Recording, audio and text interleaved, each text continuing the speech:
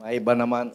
In the beginning, God created the heavens and the earth. Tingnan natin sa 1 John 2:15 hanggang 17. Basahin natin. Do not love the world or anything in the world. If anyone loves the world, the love of the Father is not in him. For everything in the world, the cravings of sinful man, the lust of his eyes, and the boasting of what he has and thus comes not from the Father, but from the world. So yung mga makamundo, nabubuhay sa mundong ito, na punong-puno ng pagmamahal sa mundong ito, ini-enjoy ang lahat ng bagay, hindi masama. Kaya nga binigyan tayo ng kapangyarihan. Dapat itong mundo na to, tayo yung nagpapatakbo. Ang mundo na ngayon ang nagmamahal sa atin. And in return, many of us loves the world so much. So, we are trapped by a tiny planet or a tiny world. Now, let us see the creation of God. Sabi rito, how long can we reach these planets? Kahit na nung gawin ng tao, 95% of God's creation. It's not just the earth and the heavens. Why? It says in Isaiah, 66:1-2.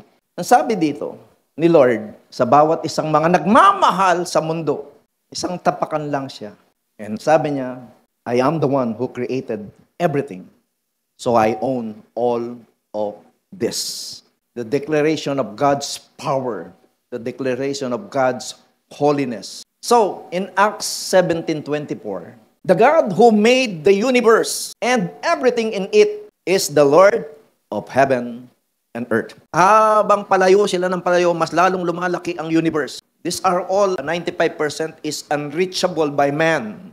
So my friends, in 2 Corinthians it says, so let us fix our eyes, not of what is seen, but of what is unseen. Since what is seen is temporary, but what is unseen is eternal. Mula nung nakita mo ang lahat ng bagay hanggang mamamatay tayo, everything is temporary. And we know that.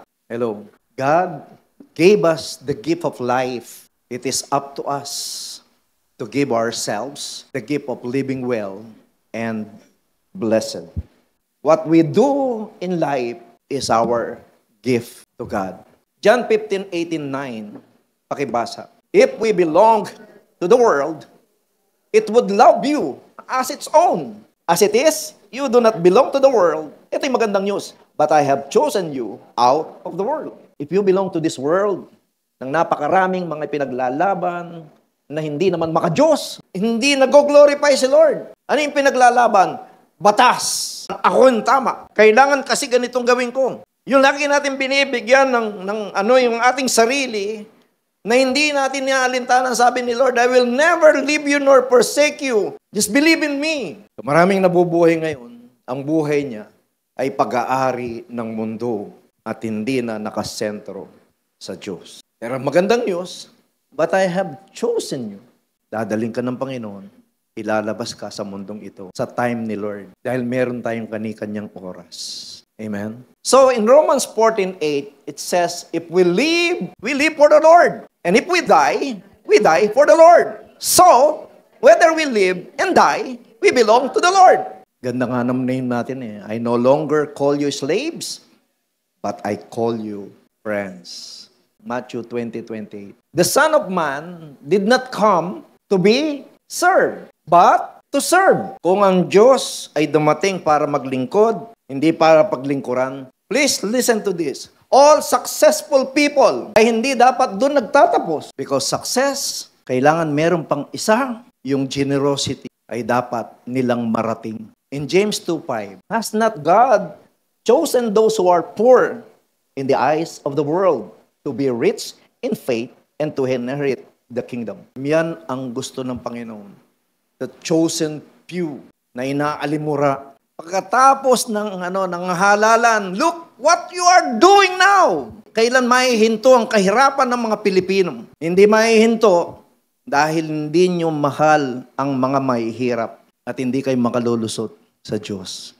Lokohin nyo man kami, hindi kayo makakalusot sa Diyos.